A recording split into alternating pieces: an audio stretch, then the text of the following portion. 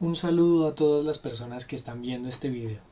Mi nombre es Alejandro Munevar Salazar, soy docente e investigador de la Universidad Externado de Colombia. En esta ocasión quisiera compartirles una información al respecto del estudio de la conversación en perspectivas cercanas a la de antropología lingüística.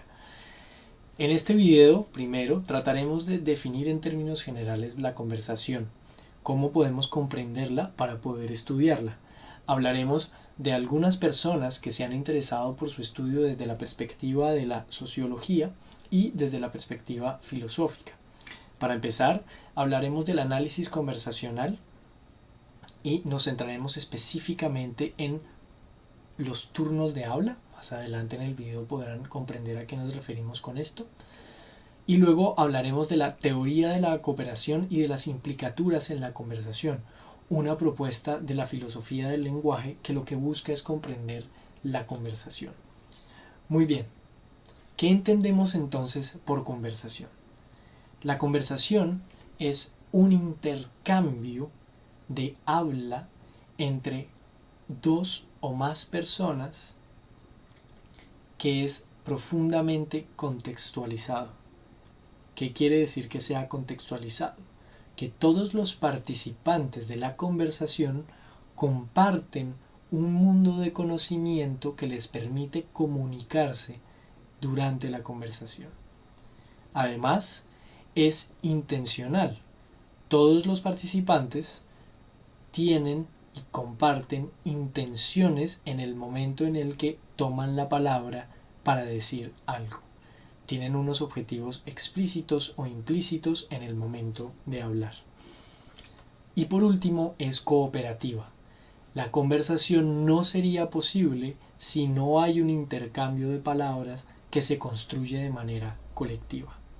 Esta primera definición nos sirve entonces para abordar justamente algunas propuestas que se han hecho en las ciencias sociales para tratar de estudiar la conversación en el ámbito social.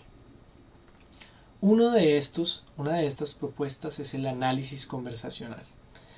El análisis conversacional nace en la Universidad de California en Los Ángeles en 1968, cuando Harvey Sachs y Emanuel Shekloff, dos sociólogos de la misma universidad, deciden iniciar una investigación sobre el intercambio de habla por medio del teléfono, por vía telefónica, alrededor del servicio que tiene los Estados Unidos que busca evitar que la gente cometa suicidio. Trataré de explicarlo de una manera más clara.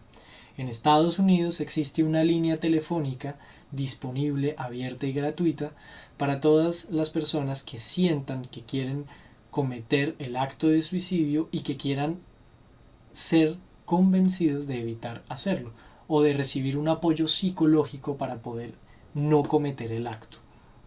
Es como una especie de centro de ayuda telefónico de primeros auxilios psicológicos. Harvey Sachs y Emanuel Shekloff decidieron entonces llevar a cabo un estudio sobre las conversaciones que ocurrían por ese medio.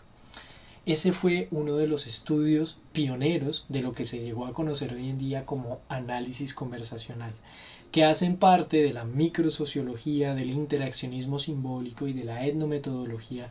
Son todas estas corrientes que se formaron todas, en su mayoría en Estados Unidos, y que trataron justamente de pensar ya no en términos generales el estudio de la sociedad, sino en términos concretos en las prácticas cotidianas de la gente. La conversación en ese sentido, desde el análisis conversacional, lo que busca es describir las prácticas de la interacción verbal que suceden durante la interacción verbal para entender a su vez las actividades que regulan la vida social de las personas. Voy a retomar un poco esta idea. El análisis conversacional lo que busca es tratar de entender cómo a través del intercambio de la palabra en una conversación lo que en realidad está pasando es una regulación de la vida cotidiana de la gente. Ojo, tengan cuidado, Cuando digo regulación no me refiero a una prescripción de los actos, es decir, no a una regulación normativa de lo que pueden o no pueden hacer, sino justamente de una organización de lo que sucede en la vida cotidiana de la gente. En ese sentido, el habla aquí estaría siendo considerada ya no como simplemente la emisión de sonidos que salen por el tracto vocal humano, sino como un elemento que tiene una profunda influencia en las decisiones y en las interacciones que ocurren en la vida cotidiana de las personas. Muy bien, veamos un ejemplo de análisis conversacional para poder desarrollar un poquito más la idea teórica que está detrás de esto. A continuación les presentaré una conversación entre dos mujeres de alrededor de 25 años que están hablando al respecto de una relación difícil entre una de las mujeres y su pareja. El objetivo de este ejercicio de lectura de la conversación lo que buscará es tratar de comprender cómo estas dos mujeres, o en particular una de ellas, concibe el dolor y cómo el análisis de la conversación nos permite llegar a esa comprensión. Voy a leer la conversación línea por línea y después volveré sobre ella para tratar de analizarla muy rápidamente en clave del análisis conversacional. Veamos.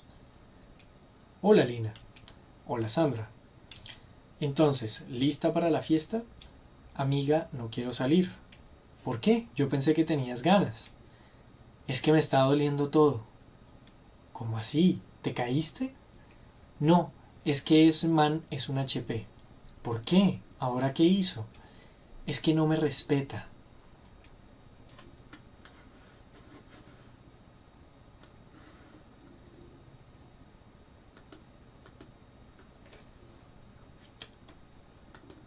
Él cree que vive solo en la casa y que no tiene que ayudarme con el aseo. El otro día, mientras comíamos, me dijo, tráigame la sal. Y yo le dije, ¿es que usted no puede ir por ella? Ay, Sandra, todos los hombres son iguales. No nos respetan y nos toca luchar todos los días. Sí, por eso me duele. Muy bien, hasta aquí llega la conversación. Vamos entonces ahora a plantear unos elementos generales sobre la conversación. Si se dan cuenta, la conversación, incluso en la manera de transcribirla, ocurre por medio de turnos. Cada uno de los participantes, en este caso las dos mujeres que están participando, van intercambiándose los turnos. En ningún momento las dos mujeres hablan al mismo tiempo. En el análisis de la conversación, esos turnos y en particular la relación entre los turnos van a ser el objeto de estudio del análisis conversacional. Ahora, justamente, la pregunta que se hará el análisis conversacional, entre muchas otras, pero una de las más importantes es ¿qué determina un turno? ¿Cómo hacen las personas para intercambiarse la palabra sin que todo el mundo empiece a hablar al mismo tiempo? La pregunta quizá nunca nos la habíamos hecho si no habíamos pensado desde el análisis conversacional la conversación. Pero en realidad no es tan fácil de responder. Fíjense en la conversación. Podríamos, por medio de este código de dos colores, rojo y negro, dividir turnos que se relacionan entre sí. Si se fijan, los dos primeros turnos que están en rojo, es decir, este y este, son dos turnos que nos permiten iniciar la conversación. Es un saludo en la conversación. Luego, estos otros dos turnos, entonces lista para la fiesta y amiga no quiero salir, nos permiten entrar ya en el resto de la conversación. Lo mismo va sucediendo con el resto de turnos que están subrayados en diferentes colores hasta el final de la conversación. Fíjense además que aquí el silencio también cobra un papel importante en términos de turno. El silencio también es un turno, también tiene un papel muy importante durante la conversación. El silencio no es un vacío, es un elemento participativo dentro de la conversación y así es entendido desde el análisis conversacional. Entonces, a ese conjunto de turnos que se pueden unir entre ellos y que tienen un sentido, se les conoce como pares adyacentes. Si yo saludo a una persona y esa persona no me saluda, va a generarse una violación al acto de la conversación, a lo que se espera que suceda en una conversación. De hecho, es conocido en algunos lugares del mundo, esto también sucede en Colombia, que cuando una persona no devuelve el saludo, es considerado como un acto de irrespeto frente a la persona que había saludado. Por eso los pares adyacentes son tan importantes. Un turno tiene sentido solamente cuando el otro turno es analizado también. En ese sentido, ya si sabemos, en el análisis conversacional el objeto de estudio son los turnos de conversación y la unidad de análisis serán los pares adyacentes.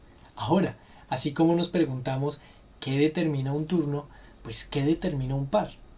Para poder responder esta pregunta entraríamos en muchos detalles a los cuales no podemos entrar en este video tutorial porque no tenemos tanto tiempo, pero vale la pena preguntárselo desde diferentes maneras. ¿Qué determina un par?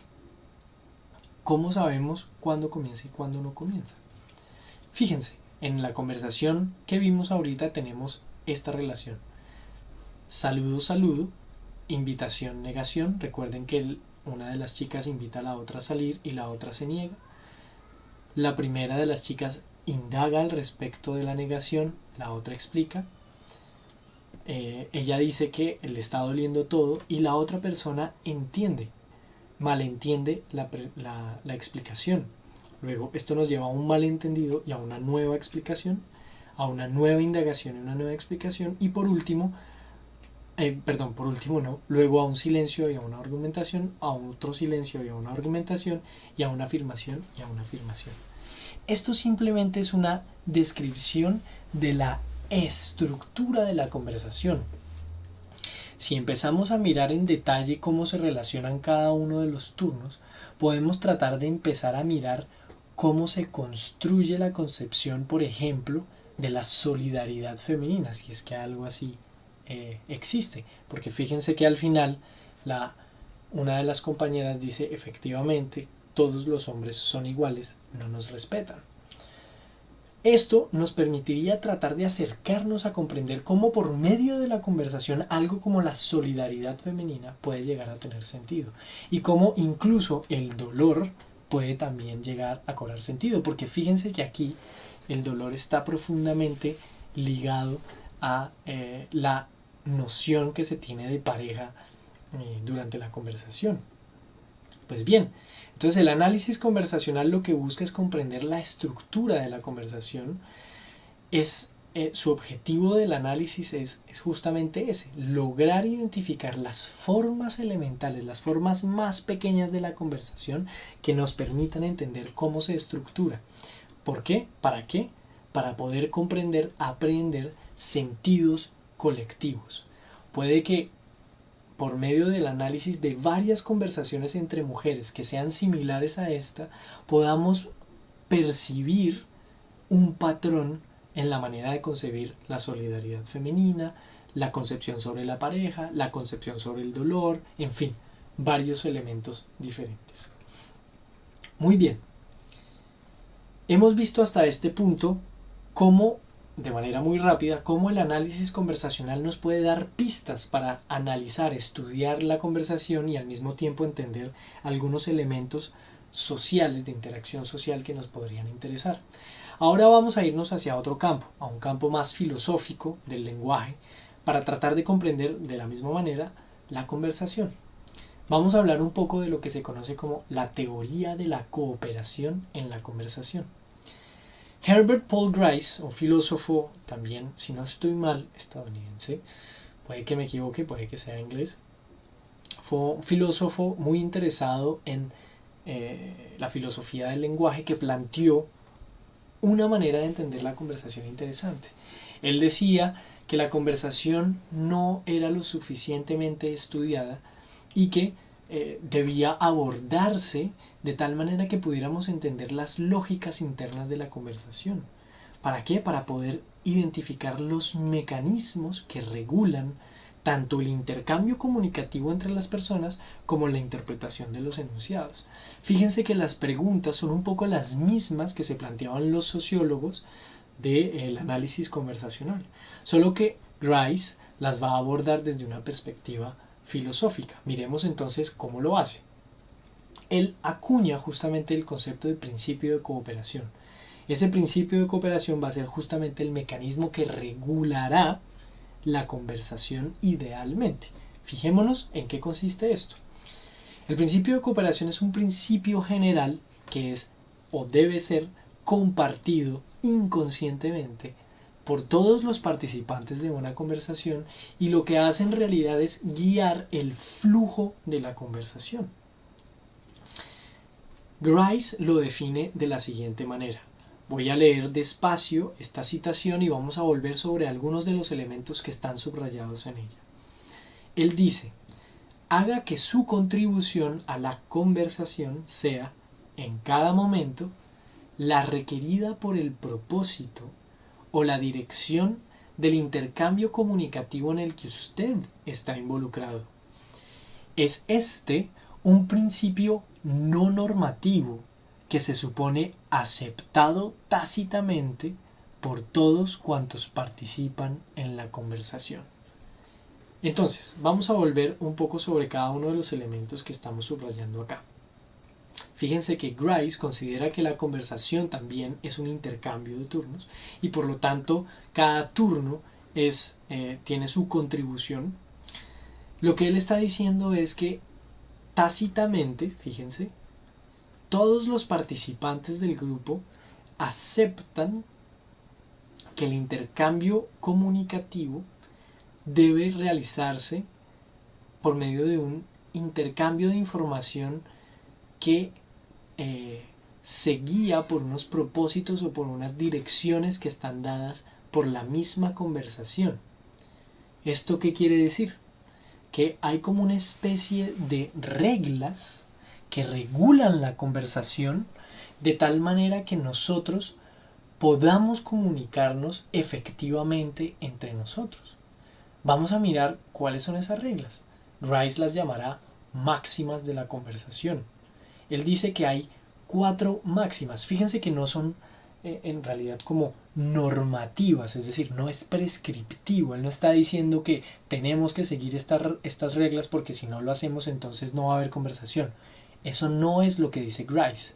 Lo que dice es que estas máximas las compartimos todos de manera tácita y al hacerlo estamos de alguna manera pudiendo comunicarnos efectivamente. Las máximas son la máxima de cantidad, la máxima de calidad, la máxima de pertinencia y la máxima de manera. Vamos a verlas cada una en detalle para tratar de entrar un poco más en la explicación de cada una. La máxima de cantidad está centrada justamente en la cantidad de información que nosotros damos en el momento en el que participamos en una conversación. Y tiene 2 pequeñas máximas o 2 submáximas que se pueden expresar de la siguiente manera. Haga de su información tan informativa como se requiera. No haga su contribución más informativa de lo requerido. Es decir, en pocas palabras, de la información que es necesaria, no dé ni más ni menos información. Veamos un ejemplo. Si tenemos a 2 personas que están hablando y una de ellas pregunta ¿qué hora es?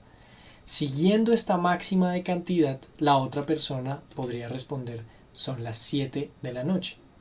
No está dando más ni menos información. Si la otra persona respondiera el concepto de hora es muy interesante, seguramente la persona que preguntó se iría corriendo porque pensaría que está loco o simplemente lo miraría de una manera extraña y luego lo interrumpiría diciéndole yo no le estoy preguntando por el concepto de hora, sino que le estoy preguntando qué hora es. Fíjense que esa es la idea de las máximas de Grice. Son unos mecanismos que regulan tácitamente nuestra manera de comunicarnos, que nos permiten la comunicación.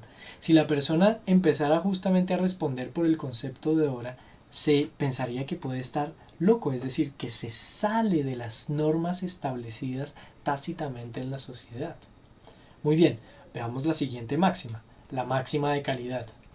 La máxima de calidad se concentra en el tipo de información y va a estar interesada en la relación entre la verdad y la falsedad. Es decir, lo que se dirá es: no diga lo que crea que es falso, es decir, no diga mentiras, y no diga aquello sobre lo que no tiene pruebas. Si vas a participar en una conversación, lo que se debe decir es algo que tenga una realidad concreta, que pueda ser accesible para todos los que participan en la conversación.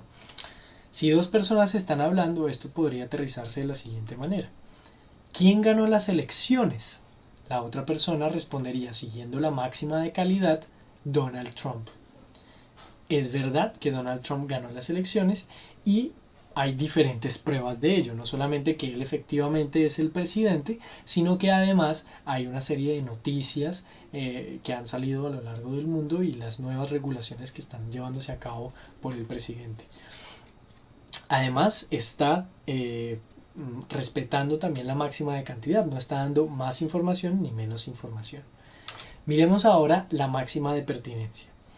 La máxima de pertinencia se concentra en el impacto que puede llegar a tener la información que se da en una conversación y estará entonces interesado en la relevancia que la información va a tener y va justamente a tener una sola pequeña submáxima: sea relevante en su contribución, es decir, sea pertinente en su manera de contribuir en la conversación. No diga algo que no tenga nada que ver o que no sea importante para el flujo de la conversación. Aterricemos esta máxima. Si alguien pregunta quién es Donald Trump, la respuesta que se esperaría siguiendo las máximas que hemos visto hasta el momento podría ser: el presidente de los Estados Unidos. Fíjense, la otra persona podría haber respondido: es un ser humano. Efectivamente, Donald Trump es un ser humano. Ahí estaríamos respetando la máxima de cantidad, es decir, estamos siendo breves y concisos en la respuesta, y la máxima de calidad, estamos diciendo algo que no es mentira. Pero no es relevante para la conversación, porque la persona que está preguntando quién es Donald Trump lo está haciendo posiblemente, muy seguramente, en un contexto en el que tiene que ver con la situación actual en el mundo. Por eso la mejor respuesta en este caso podría ser: el presidente de los Estados Unidos. De nuevo, si la otra persona hubiese respondido: es un ser humano, la persona que planteó la pregunta lo miraría extraño y pensaría que es un loco, que se está saliendo de los límites establecidos inconscientemente por el pacto, digamos, social que tienen en diferentes comunidades de habla. Muy bien, veamos ahora la máxima de manera, que es la última de las máximas, máxima de modo o máxima de manera. Esta se concentra justamente en la manera en la que se da la información, cómo se da la información cuando se participa, y por lo tanto va a estar interesada en la claridad. Esto para la antropología lingüística es muy interesante, porque la idea de ser claros no es algo tan sencillo. ¿Qué quiere decir que alguien pueda ser claro en un contexto? En realidad quiere decir muchísimas cosas que no alcanzaremos a abordar aquí en esta diapositiva, que podremos ver más adelante en otro contexto. Pero es un punto que culturalmente nos llama mucho la atención. Esta máxima tiene 4 pequeñas submáximas. La primera es: evite la oscuridad en la expresión. Si alguien empezara a hablar, es decir, produjera sonidos que no son coherentes o que no hacen parte de una lengua, pues no podría haber comunicación. Fíjense, por ejemplo, en este ejemplo: ¿cómo te fue en el examen? Todo salió muy bien, gracias. Esto también respeta estas otras 4 submáximas. Evite la ambigüedad, es decir, trate de dar información que no tenga doble sentido, sea breve y sea ordenado en la información. Este ejemplo recoge las 4 máximas que hemos visto hasta ahora. La máxima de cantidad no está dando más ni menos información. La máxima de calidad está dando información que es veraz. Para la persona todo salió muy bien. Está dando información pertinente, está respondiendo a la pregunta. Y está siendo claro en la manera de plantear su respuesta. En ese caso, esta conversación digamos que responde a las máximas de la manera. Ahora, como les decía, la idea justamente es no pensar las máximas como reglas prescriptivas que dicen cómo debe llevarse a cabo una conversación. No es un manual para la conversación. Lo que Grice está interesado es en comprender justamente cómo de manera tácita estas máximas van surgiendo sin que la gente se dé dando cuenta a lo largo de la conversación. Y que al romperse una de esas máximas, entonces se ponen en evidencia ciertas implicaturas. ¿Qué son implicaturas? Las implicaturas son aquella información que busca manifestarse implícitamente a través del mensaje que se da en una conversación. Es decir, cuando yo estoy participando en una conversación, muchas veces la información que yo quiero dar puede tener un mensaje implícito. Miremos, por ejemplo, estos dos ejemplos. Si alguien en una conversación dice, tengo hambre, fíjense que no está planteando una pregunta ni necesariamente está esperando que la otra persona responda. La implicatura es que la otra persona sí debería responder. O sea, se espera socialmente de la otra persona que responda a una intervención como tengo hambre. La otra persona podría decir, vamos a comer. Hay muchas posibilidades de responder y las implicaturas pueden ser diferentes. Depende justamente del contexto en el que tome forma la interacción. Pero si la persona dijera tengo hambre y la otra persona respondiera el cielo es azul, la implicatura justamente se está cortando. No se está entendiendo la implicatura y por lo tanto no se están compartiendo los códigos culturales que permiten darle forma a la conversación. Pues bien, hasta aquí hemos tratado de abordar la conversación como un objeto de estudio. En este caso hemos visto perspectivas sociológicas y filosóficas que nos permiten comprenderla y que también son compartidas y utilizadas por la antropología lingüística. Tratamos de definir a grandes rasgos cómo podríamos entender la conversación para estudiarla. Hablamos del análisis conversacional y de las propuestas de la escuela de la Universidad de California al respecto. Hablamos de la teoría de la cooperación y de las implicaturas en la conversación propuestas por Grice para tratar de entender de una manera filosófica la conversación. Estas todas son entonces pistas que lo que buscan es tratar de ayudarlos en su proyecto de Moodle. Espero que haya sido útil la información brindada en este video tutorial. Nos veremos en otro muy próximo. Muchas gracias y que disfruten del conocimiento.